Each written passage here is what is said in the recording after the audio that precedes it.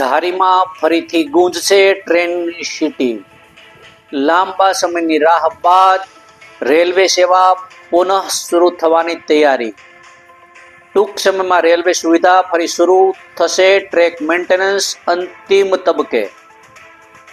નમસ્કાર, સહજ ન્યૂઝ સાથે હું છું ગોપાલ ભેસાણીયા.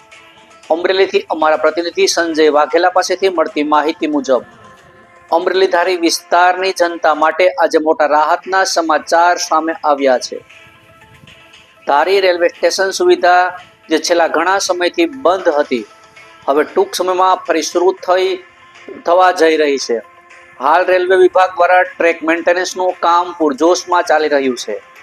ધારીથી અપડાઉન કરનારા વિદ્યાર્થીઓ, વેપારીઓ તથા સ્થાનિક મુસાફરોને લાંબા સમયથી ભારે હાલાકી વેઠવી પડતી હતી.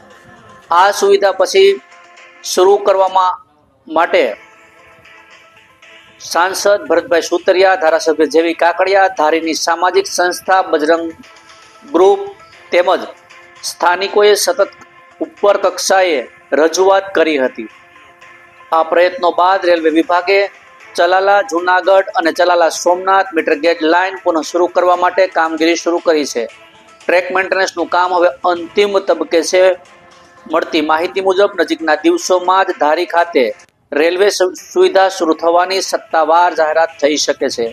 શહેરમાં આ સમાચારથી આનંદનું વાતાવરણ સર્જાયું છે. રિપોર્ટર સંજય વાઘેલા, સહજ ન્યૂઝ, અમરેલી.